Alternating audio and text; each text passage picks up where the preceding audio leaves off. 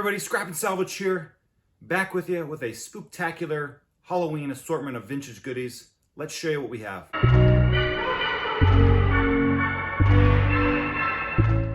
A lot of this is just I've gathered over the year and kind of saved little bits and pieces. Some of it is somewhat new and some of it's somewhat old, but let's just go through it. Found this cool old candle. It's kind of probably the heat, probably in some, I think it was in someone's attic or something, kind of shrunk it a little bit, but I just like the look of it. The candle's it's already been used, but still has a good look. By Gurley, candles by Gurley, made in USA, so it does have some age, but I thought that was kind of a fun find.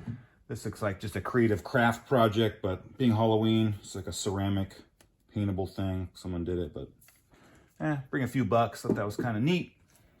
This is definitely older, probably, I don't know, 50s, 60s, could be 70s. Little candle, Halloween candle with the witch hat on it like that. And it's a little kid's, little spooky, what is this, US, is it Meta Toy, manufacturing code, made in USA. These little party favors. A couple of those. This one is by US Metal Toy. So Metal Toy is what it was. And then got some little cupcake toppers. They remake these things. These are made in Hong Kong, but these are definitely old. But they still make these now new for cupcakes and whatnot. I don't know, this is more just holiday-esque kind of decor. This little acorn candle, Wisconsin. Kind of fun. These are really cool. These Cobra brass candle holders made in India.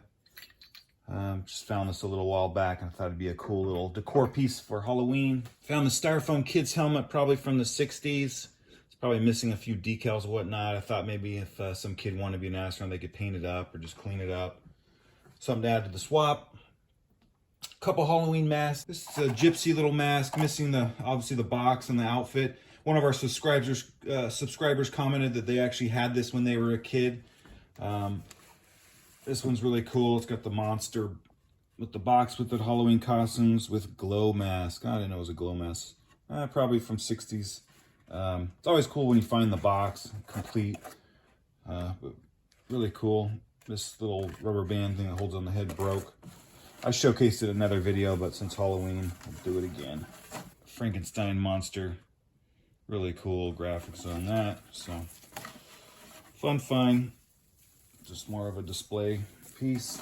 I follow some people on Instagram who have tons of these on their walls. They decorate with them. Looks really cool. Found this little vintage Halloween party pack of little decor, little things by Dennison. Carl's, our price. I think it says 59 cents, but it's got a assortment. 5 prints it says on here. So don't know what they all are, but someone will at some point. Moving on, got some Bayshore. These two on the end are Bayshore blow molds. What's cool about them is they still have the actual $1.44 from Thrifty.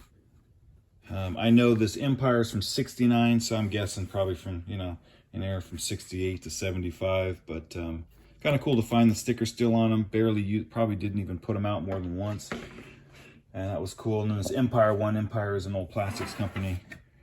They are one of the biggest. Empire 1969, and they kind of were one of the big companies that did a lot of outdoor displays with Christmas and Halloween, etc. Depending upon the rarity of them, these are probably pretty generic ones, but maybe like 40 to 50, 60 bucks for these. And I'm not sure about the Empire, but probably relatively the same. It's all about condition. This stuff isn't too scraped up, if it works, if it's complete. And then there's also ones I saw that are like, the haunted house blow mold. Some of those are going for big money. The Frankenstein, what I saw on eBay, a Frankenstein 1 blow mold was like, someone's asking 10 grand, which is far-fetched, but I think, the rarity of things drives the price. One of my favorite little finds is this little shrunken head, plastic shrunken head little guy. Pretty cool. Hair's a little bit in the mat. The house that I got this at in, the guy was a big-time smoker probably years back, and this thing just smells like a nicotine bomb, but maybe that'll add to the spookiness of it for somebody. This is really cool. It's a little bank. It's a ceramic bank. But what's great about it, it's like a little bobblehead. I haven't been able to find anything, an owl over a skull on a stack of books, but kind of just a spooky, kind of fun display piece. Fortunately, it looked like it had been dropped. There's a big crack around it. I bet you this guy got knocked off at some point. Someone glued it, but is still intact, still looks good. So great little find. Found these t-shirts. The t-shirt itself isn't old. The Leslie Arwin was the medical illustrator who did the muscles, and I have another bone one. That shows all the different muscles of the body. The great thing about this is that Leslie Arwin did everything anatomically correct in her drawings of these things. And the drawings were done in the 70s, but kind of a fun t-shirt. I figured it might go well with Halloween. And then also, these are both 42 to 44 larges. The bones of the body of the sternum, 4th rib, 5th rib, and just kind of cool. So the illustrations are from the 70s, but I think the t-shirts are probably more like 90s. Made in USA, but that isn't a very old label. It is single stitch though, so gives it some vintage age. But cool, they look almost brand new. These are cool little treat bags, Halloween handout bags. Just found them a while back, and they give little riddles in it. Here's the riddle. If 2 men went hunting and shot a jaybird, which they cooked and ate, what would their telephone number be?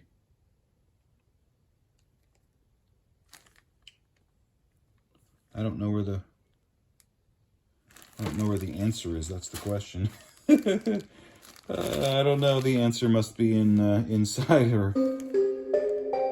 Huh. Anywho, kind of fun. Probably one of my favorite finds is this. I want to say it's copper or brass by this coloring. It's got a little fuzzes on it. I bought this out of a kind of a moving estate sale this gentleman had. This was sitting in his like garden stuffed with crap, and I asked him, "Dad, do you want to sell that?" And he's like, "Sure." And he was in art school, I want to say in the 70s or so, and made this. And I guess he added here was like a brain out of clay, but it ended up being outdoor yard art that started to melt in the rain over the years.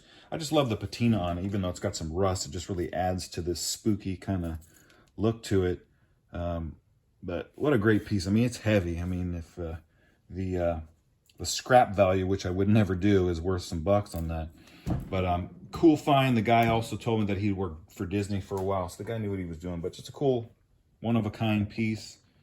Thought that was great. Found this little ghost game in the theme of Halloween. Kind of neat, probably from the 70s. I don't know. I've never played it, but not sure if it's complete in there, but just thought that was a cool little thing to add to the Halloween collection. And then, of course, a spooky doll with her head bashed in. So I thought that might sell to someone who's looking to kind of spook up a place. Just old dress and whatnot, missing some fingers. Yeah, I don't know much more about it than that, but this kind of stuff does sell sometimes, so I figured I would put it out. So yeah, this was the vintage Halloween haul for this week and kind of for this holiday season. So thanks for tuning in, and we'll see you next time.